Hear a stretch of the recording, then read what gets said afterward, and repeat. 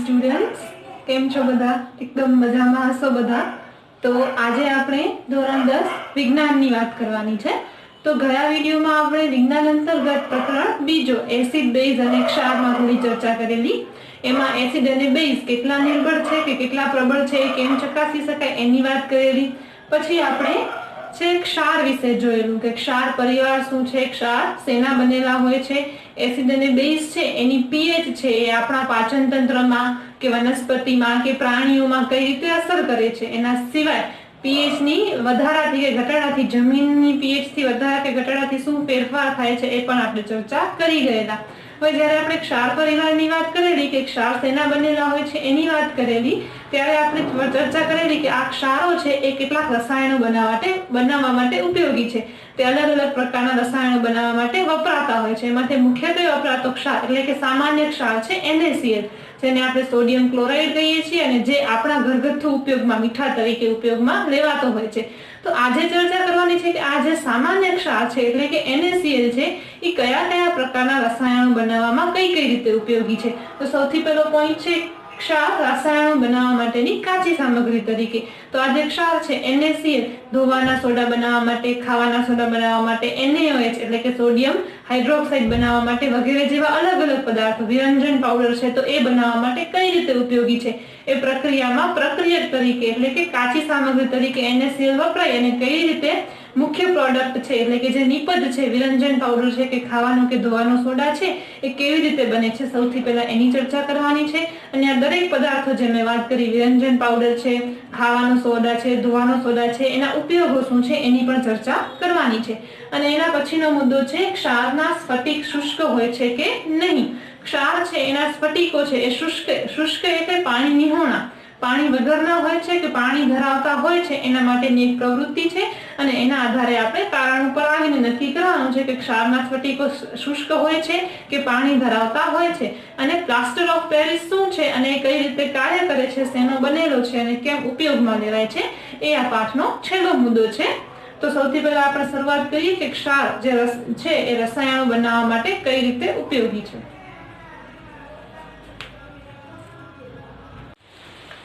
આ રીતે પ્રાપ્ત થયેલા સામાન્ય ક્ષાર દૈનિક ઉપયોગમાં અનેક પદાર્થો જેવા કે સોડિયમ હાઇડ્રોક્સાઇડ એટલે કે NaOH, baking soda, washing soda, bleaching powder અને અન્ય પદાર્થો માટે મહત્વની કાચી સામગ્રી છે.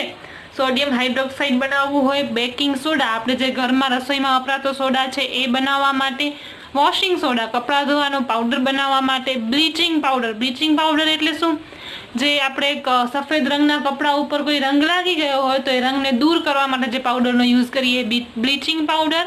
અને એવા ઘણા બધા પદાર્થોની મહત્વની કાચી સામગ્રી એટલે કે મહત્વનો પ્રક્રિયક છે કે આવો ક્ષાર છે એના ઉપયોગથી આ બધી સામગ્રી બનાવી શકાય છે. હવે આપણે જોઈએ કે એક જ પદાર્થ અલગ અલગ પદાર્થોની બનાવટમાં કેવી રીતે ઉપયોગી છે. તો સૌથી પહેલી બનાવટ છે સોડિયમ હાઇડ્રોક્સાઇડ. તો આપણે સોડિયમ ક્લોરાઇડ NaCl ની મદદથી સોડિયમ હાઇડ્રોક્સાઇડ કઈ રીતે બનાવી શકીએ એની અહીં વાત કરવામાં આવી છે. તો જ્યારે સોડિયમ ક્લોરાઇડના જલીય દ્રાવણને એટલે કે ક્ષારીય જળમાંથી વિદ્યુત પસાર કરવામાં આવે એટલે કે સમુદ્રનું જે પાણી છે જે ક્ષારયુક્ત છે એમાંથી વિદ્યુત પસાર કરવામાં આવે ત્યારે તે વિઘટિત થઈ સોડિયમ હાઇડ્રોક્સાઇડ એટલે કે NaOH બનાવે છે. આ પદ્ધતિને આપણે ક્લોર આલ્કલી ક્રિયા તરીકે ઓળખીએ છીએ કારણ કે તેમાં ઉત્પન્ન થતી નિપજો ક્લોર એટલે કે ક્લોરીન અને આલ્કલી એટલે કે સોડિયમ હાઇડ્રોક્સાઇડ છે. એટલે આમાં જે નિપજ છે પ્રક્રિયક આપણે જાણીએ છીએ શરૂઆત થવાની છે આપણે જે સામાન્ય ક્ષાર જોયો NaCl ત્યાંથી, અને નિપજમાં આપણને મળે છે NaOH એટલે કે આલ્કલી, Cl2 એટલે કે ક્લોરીન. એટલે આ પદ્ધતિ છે એને આપણે ક્લોર આલ્કલી પદ્ધતિ કહીએ છીએ. અહીંયા જ્યારે પ્રક્રિયા શું થાય છે, NaCl છે પાણીની અંદર ઓગળેલું છે એ બંને પ્રક્રિયા કરી એમાંથી જ્યારે વિદ્યુત પસાર કરવામાં આવે ત્યારે NaOH એટલે કે સોડિયમ હાઇડ્રોક્સાઇડ, Cl2 એટલે કે ક્લોરીન વાયુ અને H2 એટલે કે હાઇડ્રોજન વાયુ છૂટા પડે છે. આ સમગ્ર પદ્ધતિ આપણને અહીંયા જે છે આકૃતિ દ્વારા સમજાવવામાં આવી છે એ જોઈ લઈએ. ક્લોર આલ્કલી પ્રક્રમની અહીંયા તમને આકૃતિ આપેલી છે. અહીંયા આપણે જોઈ શકીએ છીએ કે અહીંયા આ જે છેડો છે ત્યાંથી દરિયાનું ક્ષારીય પાણી છે એ ઉમેરવામાં આવે છે. અહીંયા એનોડ અને કેથોડ છે અને વચ્ચે છિદ્રાળુ પડદો મૂકેલો છે. હવે જ્યારે અહીંયાથી ક્ષારયુક્ત પાણી એટલે કે NaCl યુક્ત પાણી છે એ ઉમેરવામાં આવે અને એનોડ જે ધન ધ્રુવ છે અને કેથોડ જે ઋણ ધ્રુવ છે એમને જ્યારે વિદ્યુત આપવામાં આવે એટલે કે વિદ્યુત પસાર કરવામાં આવે ત્યારે અહીંયાથી જ એનો પાસેથી જ ક્લોરીન વાયુ છૂટો પડે છે અને કેથોડ પાસેથી હાઇડ્રોજન વાયુ છૂટો પડે છે અને અંતમાં આપણને અહીંયા દરિયાનું જે ક્ષારીય જળ ધરાવતું પાણી છે એ NaOH એટલે કે સોડિયમ હાઇડ્રોક્સાઇડ યુક્ત દ્રાવણ બની જાય છે. હવે આમાંથી મળતી મુખ્ય 3 નિપજો NaOH, H2 અને Cl2 એ ત્રણેય નિપજો છે એ અલગ અલગ ઉપયોગો ધરાવે છે, જે આપણને અહીંયા લખેલું છે કે આ પદ્ધતિ દ્વારા મળતો ક્લોરીન વાયુ છે Cl2 વાયુ છે એ જળ ઉપચાર ક્રિયા, સ્વિમિંગ પુલ, પીવીસી, સંક્રમણ હારકો, CFC અને કીટનાશકો જેવી અલગ અલગ પદાર્થો બનાવવા માટે ઉપયોગી છે. જે કીટનાશકો વપરાય છે, રેફ્રિજરેટર અને એસીની અંદર જે CFC વપરાય છે, સંક્રમણ હારકો છે, પીવીસી પાઇપ બનાવવામાં આવે છે, બધામાં આ ક્લોરીન વાયુનો ઉપયોગ થાય છે. પછી વાત કરીએ હાઇડ્રોજન વાયુ. તો હાઇડ્રોજન વાયુ મુખ્યત્વે બળતણ તરીકે, માર્ગેરીન તરીકે અને ખાતર માટેના એમોનિયા તરીકે ઉપયોગમાં લેવાતો હોય છે. અને જે NaOH વાયુ છે, NaOH દ્રાવણ છે એટલે કે સોડિયમ હાઇડ્રોક્સાઇડનું દ્રાવણ છે એ ધાતુઓ પરથી ગ્રીસ દૂર કરવા માટે, સાબુ અને પ્રક્ષાલકો એટલે કે ડિટર્જન્ટ પાવડર બનાવવા માટે, કાગળ બનાવવા માટે અને કૃત્રિમ રેસાઓ બનાવવા માટે વપરાતો હોય છે. તો ઘણી વખત પૂછાય છે કે સામાન્ય ક્ષાર સોડિયમ ક્લોરીન વડે સોડિયમ હાઇડ્રોક્સાઇડ બનાવવાની જે પદ્ધતિ છે ક્લોર આલ્કલી પદ્ધતિ, એમાંથી મળતી ત્રણેય નિપજો ક્યાં ક્યાં ઉપયોગમાં લેવાય છે, તો આપણે આના આધારે એનો જવાબ લખી શકીએ. તો આ પહેલી વાત થઈ સોડિયમ હાઇડ્રોક્સાઇડ બનાવવા માટે સોડિયમ ક્લોરાઇડનો ઉપયોગ. હવે બીજી વાત કરીએ વિરંજન પાવડર બનાવવા માટે. તો આપણે જાણીએ છીએ તેમ ક્લોરીન સોડિયમ ક્લોરાઇડના જલીય દ્રાવણના વિદ્યુત વિભાજન દરમિયાન ઉદ્ભવે છે. આપણે અગાઉ જે વાત કરી એક નિપજ છે એ ક્લોરીન વાયુ બને છે. આ ક્લોરીન વાયુ વિરંજન પાવડર એટલે કે બ્લીચિંગ પાવડર એટલે શું, અહીં આપણે જોયું કે જે સફેદ રંગના કાપડ ઉપર કોઈ રંગ લાગી ગયો હોય તો એ રંગને દૂર કરવા માટે વપરાતો બ્લીચિંગ પાવડર છે, એના ઉત્પાદન માટે એ ક્લોરીન વાયુ ખૂબ જ ઉપયોગમાં લેવાય છે. ક્લોરીનની શુષ્ક ફોડેલા ચૂના સાથેની પ્રક્રિયા. શુષ્ક ફોડેલા ચૂનાનું રાસાયણિક સૂત્ર છે CaOH2. આ CaOH2 એટલે ફોડેલો ચૂનો. એની જ્યારે ક્લોરીન સાથે એટલે કે Cl2 સાથે પ્રક્રિયા કરવામાં આવે તો આપણને વિરંજન પાવડર મળે છે. વિરંજન પાવડરને આપણે CaOCl2 તરીકે દર્શાવીએ છીએ અને એની સાથે પાણી છૂટું પડે છે. હવે આપણે માત્ર દર્શાવવા માટેનું સૂત્ર છે વિરંજન પાવડરનું, બ્લીચિંગ પાવડરનું, પણ ખરેખર છે એ ખૂબ જટિલ રચના એટલે સંગઠન રચના ધરાવતું સૂત્ર છે, જે સમજવું થોડું અઘરું પડે. એટલે આપણે તેને સામાન્ય રીતે સરળતાથી સમજી શકાય એના માટે CaOCl2 તરીકે દર્શાવતા હોઈએ છીએ. તો આ થયું વિરંજન પાવડર છે એ ફોડેલા ચૂના અને ક્લોરીનની પ્રક્રિયાથી બને છે. હવે વિરંજન પાવડર ક્યાં ઉપયોગી છે તેની ચર્ચા કરીએ. વિરંજન પાવડરના ઉપયોગો. ટેક્સટાઇલ ઉદ્યોગ એટલે કાપડ બનાવવાનો, કાપડને રંગ કરવાનો ઉદ્યોગ છે. ત્યાં સુતરાઉ તેમજ લિનનના વિરંજન માટે, સુતરાઉ અને લિનન કાપડ છે તેના વિરંજન એટલે કે તેને રંગ કરવા માટે, કાગળ ઉદ્યોગમાં લાકડાના માવાના વિરંજન માટે, જ્યાં કાગળ બનાવવામાં આવે છે, કાગળનો ઉદ્યોગ છે ત્યાં લાકડાના માવાને રંગ કરવા માટે, તેમજ લોન્ડ્રીમાં ધોયેલા કપડાના વિરંજન માટે. લોન્ડ્રીમાં જે કપડાં ધોવામાં આવે છે એને બ્લીચ કરવા માટે, એને રંગ કરવા માટે, અથવા તો કોઈ એવો રંગ હોય જેને દૂર કરવો છે તો એ દૂર કરવા માટે પણ બ્લીચિંગ પાવડર એટલે કે વિરંજન પાવડર વપરાતો હોય છે. અનેક રાસાયણિક ઉદ્યોગોમાં ઓક્સિડેશન કરતા તરીકે ઘણી બધી રાસાયણિક પ્રક્રિયાઓ થતી હોય એવા રાસાયણિક જે ઉદ્યોગો છે, ઇન્ડસ્ટ્રી છે, ત્યાં ઓક્સિડેશન કરતા તરીકે પણ વિરંજન પાવડરનો ઉપયોગ થાય છે. અને ત્રીજો ઉપયોગ છે પીવાના પાણીને જંતુઓથી મુક્ત કરવા માટે જંતુનાશક તરીકે પણ વિરંજન પાવડર વપરાતો હોય છે. તો આ થઈ વિરંજન પાવડરની બનાવટ અને તેના ઉપયોગો. ત્યારબાદ છે બેકિંગ સોડાની બનાવટ. રસોઈ ઘરમાં સામાન્ય રીતે સ્વાદિષ્ટ કરકરા એટલે કે ક્રિસ્પી પકોડા બનાવવા માટે ઉપયોગી સોડા એટલે કે બેકિંગ સોડા.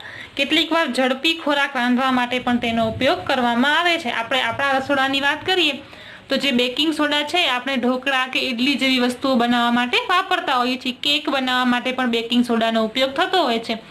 સંયોજનનું રાસાયણિક નામ છે સોડિયમ હાઇડ્રોજન કાર્બોનેટ, જેને આપણે બધા સાદી ભાષામાં બેકિંગ સોડા તરીકે ઓળખતા હોઈએ છીએ. તે કાચી સામગ્રીઓ પૈકીના એક સોડિયમ ક્લોરાઇડના ઉપયોગથી બને છે. तो જ્યારે સોડિયમ ક્લોરાઇડની પ્રક્રિયા પાણી અને કાર્બન ડાયોક્સાઇડ તથા એમોનિયા વાયુ સાથે કરવામાં આવે છે ત્યારે આપણને NH4Cl એટલે કે એમોનિયમ ક્લોરાઇડ અને NaHCO3 એટલે કે સોડિયમ હાઇડ્રોજન કાર્બોનેટ મળે છે। આ સોડિયમ હાઇડ્રોજન કાર્બોનેટ એટલે જ બેકિંગ સોડા। સોડિયમ હાઇડ્રોજન કાર્બોનેટની pH છે આપણે પ્રવૃત્તિમાં અગાઉ ચકાસેલી, તો આપણે જાણીએ છીએ કે તે મંદ બિનક્ષારીય બેઝ છે, એની પ્રકૃતિ બેઝિક છે। ખોરાક રાંધતી વખતે જ્યારે આપણે એને ગરમ કરીએ છીએ ત્યારે નીચે આપેલી પ્રક્રિયા થાય છે। આપણે જ્યારે ખોરાકમાં આ બેકિંગ સોડાનો ઉપયોગ કરીએ છીએ ત્યારે સોડિયમ હાઇડ્રોજન કાર્બોનેટ એટલે કે બેકિંગ સોડાને ઉષ્મા મળે છે એટલે કે ગરમ થાય છે ત્યારે તે Na2CO3 એટલે કે સોડિયમ કાર્બોનેટ બનાવે છે, પાણી અને કાર્બન ડાયોક્સાઇડ છૂટું પડે છે। હવે જ્યારે આ પ્રક્રિયા દરમિયાન આ કાર્બન ડાયોક્સાઇડ છૂટું પડે છે ને એના કારણે છે આપણા ઢોકળા કે ઇડલી છે કે કેક છે એ ફૂલાતા હોય છે। સોડિયમ હાઇડ્રોજન કાર્બોનેટ અનેક ઘરગથ્થુ ઉપયોગમાં લેવાતો હોય છે, તો આપણે તેના ઉપયોગો પણ જોઈ લઈએ। તેનો સૌથી પહેલો ઉપયોગ છે baking soda, sodium hydrogen carbonate અને ટાર્ટરિક એસિડ જેવા મંદ ખાદ્ય એસિડનું મિશ્રણ બેકિંગ પાવડરની બનાવટમાં થાય છે। જ્યારે બેકિંગ પાવડરને ગરમ કરવામાં આવે અથવા પાણી સાથે મિશ્ર કરવામાં આવે ત્યારે નીચે પ્રમાણેની પ્રક્રિયા થાય છે। આપણે ઉપર જોયું એમ કે NaHCO3 ની H+ સાથેની પ્રક્રિયા થવાથી કાર્બન ડાયોક્સાઇડ, પાણી અને એસિડનો કોઈ પણ સોડિયમ ક્ષાર છે એ છૂટો પડે છે। પ્રક્રિયા દરમિયાન ઉત્પન્ન થતા કાર્બન ડાયોક્સાઇડને કારણે જ પાઉં અથવા કેક છે એ ફૂલે છે અને નરમ તેમજ પોચી બને છે। બનવાનું કારણ જ એ છે કે પ્રક્રિયા દરમિયાન કાર્બન ડાયોક્સાઇડ છૂટું પડે છે। બેકિંગ સોડાનો બીજો ઉપયોગ છે સોડિયમ હાઇડ્રોજન કાર્બોનેટ એન્ટાસિડનો પણ એક ઘટક છે। આલ્કલાઇન હોવાના કારણે તે પેટમાં રહેલા વધારાના એસિડને તટસ્થ કરીને રાહત આપે છે। એન્ટાસિડનો અર્થ એ થાય કે એવો પદાર્થ કે જે એસિડ સાથે પ્રક્રિયા કરીને તટસ્થીકરણની પ્રક્રિયા કરે અને વ્યક્તિને રાહત આપે। જ્યારે વ્યક્તિને એસિડિટી થતી હોય છે ત્યારે આપણે એને ઘણી વખત બેકિંગ સોડા, જેને આપણે નોર્મલી ઈનો સોડા પીવાનું કહેતા હોઈએ છીએ અથવા સોડાયુક્ત કોઈ પણ દ્રાવણ પીવાનું કહેતા હોઈએ છીએ। આવું શા માટે કહીએ છીએ? કારણ કે પેટમાં જ્યારે વધારાનો એસિડ ઉત્પન્ન થાય છે એને આપણે એન્ટાસિડ તરીકે એટલે કે કોઈ પણ સોડા પીવાથી એ બંને વચ્ચે પ્રક્રિયા થઈ અને તટસ્થ થાય છે એટલે પેટની બળતરા દૂર થાય છે। તો આ સોડિયમ હાઇડ્રોજન કાર્બોનેટ એટલે કે બેકિંગ સોડા છે એ એન્ટાસિડ તરીકે પણ વપરાતો હોય છે। એનો ત્રીજો ઉપયોગ છે સોડા એસિડ અગ્નિશામક, ફાયર એક્સટિંગ્યુશર તરીકે પણ કરવામાં આવે છે। આ ફાયર એક્સટિંગ્યુશર એટલે જ્યારે ક્યાંય આગ લાગે છે ત્યારે તેનો અગ્નિશામક તરીકે પણ આ સોડા એસિડનો ઉપયોગ થતો હોય છે। તો આ થયા બેકિંગ સોડાના ઉપયોગો। હવે જોઈએ ધોવાનો સોડા બનાવવા માટે જે આ ક્ષારનો ઉપયોગ કઈ રીતે થાય છે। તો સોડિયમ ક્લોરાઇડમાંથી પ્રાપ્ત થઈ શકતું અન્ય રસાયણ છે Na2CO3.10H2O, જેને આપણે ધોવાનો સોડા કહીએ છીએ। આપણે ઉપર જોયું કે બેકિંગ સોડાને ગરમ કરવાથી સોડિયમ કાર્બોનેટ પ્રાપ્ત થઈ શકે છે। હવે આ સોડિયમ કાર્બોનેટનું પુનઃ સ્ફટિકીકરણ કરવામાં આવે એટલે કે એમાં પાછું પાણી ઉમેરવામાં આવે તો આપણને ધોવાનો સોડા મળે છે। બેકિંગ સોડાને જ્યારે આપણે ગરમ કરીએ તો આપણને સોડિયમ કાર્બોનેટ મળે છે। એ મળેલા સોડિયમ કાર્બોનેટને પાણી સાથે ઉમેરવામાં આવે એટલે કે એનું પુનઃ સ્ફટિકીકરણ કરવામાં આવે તો આપણને Na2CO3.10H2O નામની જે નિપજ મળે છે, જે પ્રોડક્ટ મળે છે તેને આપણે ધોવાનો સોડા કહીએ છીએ। હવે આ જે ધોવાના સોડાના સૂત્રમાં 10H2O છે એ શું દર્શાવે છે? શું તે Na2CO3 ને ભેજયુક્ત બનાવે છે? તો આ પ્રશ્નનો ઉત્તર છે આપણે આના પછીનો જે પોઈન્ટ છે કે સ્ફટિક શુષ્ક હોય છે કે નહીં એની અંદર ચર્ચા કરવાની છે ત્યારે આપણે સમજી લેશું। સોડિયમ કાર્બોનેટ અને સોડિયમ હાઇડ્રોજન કાર્બોનેટ અનેક ઔદ્યોગિક પ્રક્રમો એટલે કે પ્રક્રિયાઓ માટે ઉપયોગી રસાયણો છે। તો હવે ધોવાના સોડાના આપણે ઉપયોગો એક એક કરીને જોઈ લઈએ। તો ધોવાના સોડાનો સૌથી પહેલો ઉપયોગ છે સોડિયમ કાર્બોનેટ નો ઉપયોગ કાચ, સાબુ અને કાગળ ઉદ્યોગમાં થાય છે। કાચ, સાબુ અને કાગળ બનાવવાની ફેક્ટરીઓ છે ત્યાં ધોવાનો સોડા વપરાય છે। તેનો ઉપયોગ બોરેક્સ જેવા સોડિયમ સંયોજનોની બનાવટમાં થાય છે। બોરેક્સ એક એવું સંયોજન છે કે જે ઘણી બધી રાસાયણિક પ્રક્રિયાઓમાં ફેક્ટરીઓમાં વપરાતું હોય છે, એની બનાવટમાં પણ ધોવાનો સોડા ઉપયોગી છે। સોડિયમ કાર્બોનેટનો ઉપયોગ ઘરોમાં સફાઈના હેતુથી થાય છે એટલે કે આપણે કપડાં ધોવાના જે સાબુ છે, ડિટર્જન્ટ છે, નાવાનો સાબુ છે, ઘણી બધી જગ્યાએ ધોવાના સોડાનો ઉપયોગ થાય છે। તેનો ઉપયોગ પાણીની સ્થાયી કઠિનતા દૂર કરવા માટે થાય છે। સ્થાયી કઠિનતા એટલે શું? પાણીના કઠિનતા મૂલ્ય વિશે આપણે અગાઉ ક્યાંક ભણ્યા હશું કે કઠિનતા મૂલ્ય એટલે એમાં રહેલા ક્ષારનું પ્રમાણ, તો પાણીની અંદર રહેલું આ કઠિનતા છે, જે ક્ષારનું પ્રમાણ છે, એ દૂર કરવા માટે પણ ધોવાનો સોડા ઉપયોગી છે. તો અહીંયા આપણો આ પોઈન્ટ પૂરો થાય છે કે કઈ રીતે સોડિયમ ક્લોરાઇડ છે, NaCl ક્ષાર છે, અલગ અલગ પ્રકારની વસ્તુઓ બનાવવામાં ઉપયોગી છે અને એ વસ્તુઓના ઉપયોગો શું શું છે. હવે એના પછીનો પોઈન્ટ છે, શું ખરેખર ક્ષારના સ્ફટિકો શુષ્ક હોય છે કે નહીં? તો એના માટેની એક પ્રવૃત્તિ છે એ જોઈ લઈએ.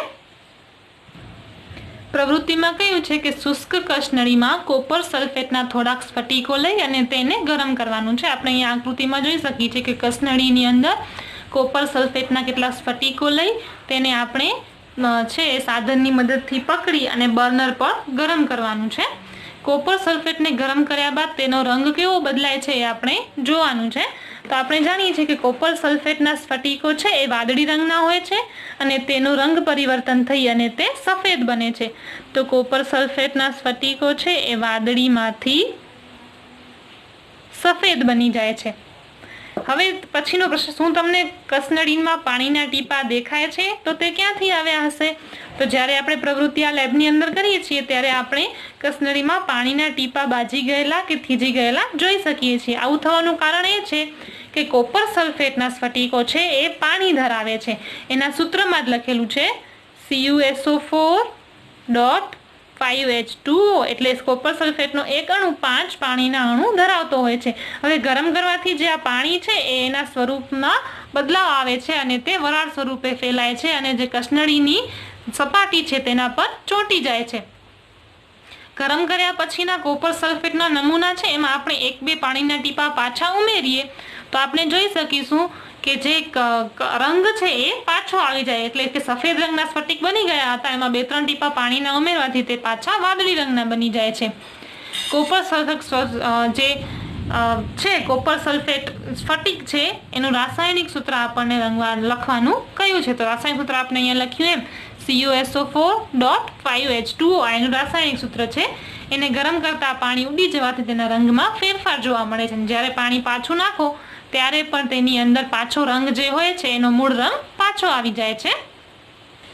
આ પ્રવૃત્તિ ઉપરથી આપણે એવું તારણ કાઢી શકીએ કે કોપર સલ્ફેટના સ્ફટિક જે શુષ્ક દેખાય છે તે સ્ફટિક જળ ધરાવતા હોય છે. જ્યારે આપણે એને ગરમ કરીએ છીએ ત્યારે પાણી દૂર થાય છે અને ક્ષાર સફેદ બની જાય છે. સ્ફટિકને ફરીથી પાણી સાથે ભીના કરો તો સ્ફટિકનો ભૂરો એટલે કે વાદળી રંગ પાછો આવી જાય છે. સ્ફટિક જળ ક્ષારના એક એકમ સૂત્રમાં રહેલા પાણીના અણુઓની જેમ ચોક્કસ સંખ્યા ધરાવતા હોય છે. કોપર સલ્ફેટના એક એકમ સૂત્રમાં પાણીના 5 અણુઓ હાજર હોય છે. એનું સૂત્ર બને છે CuSO4.5H2O. તો આના ઉપરથી આપણે અગાઉ જે પ્રશ્ન પૂછેલો અગાઉના વિભાગમાં કે જે 10H2O Na2CO3 સાથે એટલે કે ધોવાના સોડા સાથે લખ્યો છે એનો અર્થ શું થાય છે? એનો અર્થ એમ થાય છે કે એની સાથે એક અણુ સાથે પાણીના 10 અણુઓ જોડાયેલા હોય છે, માટે તે ભીનો છે, એની અંદર પાણીની માત્રા રહેલી છે. અન્ય એક સ્ફટિક જળ ધરાવતો ક્ષાર જીપ્સમ છે. આપણે કોપર સલ્ફેટની વાત કરી, ધોવાના સોડાની વાત કરી, એમ જીપ્સમ પણ છે એ સ્ફટિક જળ ધરાવતો ક્ષાર છે. તે સ્ફટિક જળ સ્વરૂપે પાણીના 2 અણુઓ ધરાવે છે. તેનું સૂત્ર છે CuSO4.2H2O. CaSO4 સાથે 2 પાણીના અણુઓ જોડાયેલા હોય છે. તો આ ક્ષારના ઉપયોગ શું છે એની પણ આપણે ચર્ચા કરી લઈએ. તો પ્લાસ્ટર ઓફ પેરિસ જીપ્સમને 373 કેલ્વિન તાપમાને ગરમ કરતા તે પાણીના અણુઓ ગુમાવે છે અને કેલ્શિયમ સલ્ફેટ હેમિહાઇડ્રેટ બનાવે છે, જેનું સૂત્ર છે CuSO4.12H2O. તેને પ્લાસ્ટર ઓફ પેરિસ તરીકે ઓળખવામાં આવે છે. તો આ પ્લાસ્ટર ઓફ પેરિસની વ્યાખ્યા થઈ કે જીપ્સમને જ્યારે 373 કેલ્વિન તાપમાને ગરમ કરવામાં આવે તો તે પાણીના અણુઓ ગુમાવી કેલ્શિયમ સલ્ફેટ હેમિહાઇડ્રેટ બનાવે છે, જેને આપણે પ્લાસ્ટર ઓફ પેરિસ કહીએ છીએ. એનું સૂત્ર છે CaSO4.12H2O.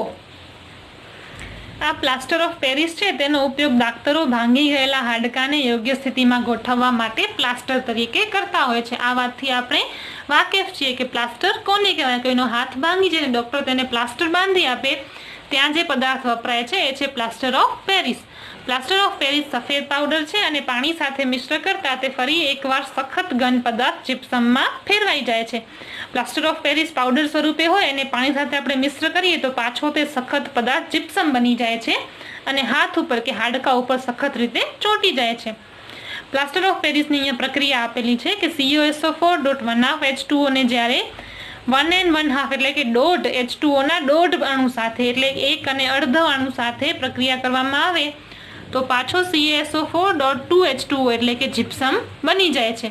તો પાણીનો માત્ર અડધો અણુ સ્ફટિક જળ સ્વરૂપે જોડાયેલો દર્શાવેલ છે તેની આપણે નોંધ કરીએ તો અડધો અણુ કેવી રીતે જોડાય છે તેને આ સ્વરૂપે લખાય છે કે CaSO4 ના 2 એકમ સૂત્રો પાણીના એક અણુ સાથે જોડાયેલા છે. કઈ રીતે લખાય તો CaSO4 નો જે એક એકમ સૂત્ર છે એ એક બાજુ એક પાણી સાથે અને બીજી બાજુ બીજા પાણી સાથે એટલે કે પાણીના 2 અણુ સાથે જોડાયેલું છે. હવે આપણને એક જ અણુ સ્વરૂપે લખવો છે તો આપણે આ H2O ને 1/2 H2O કરીને લખીએ છીએ. પ્લાસ્ટર ઓફ પેરિસ રમકડા, સજાવટની સામગ્રી અને સપાટીને લીસી બનાવવા માટે ઉપયોગી છે.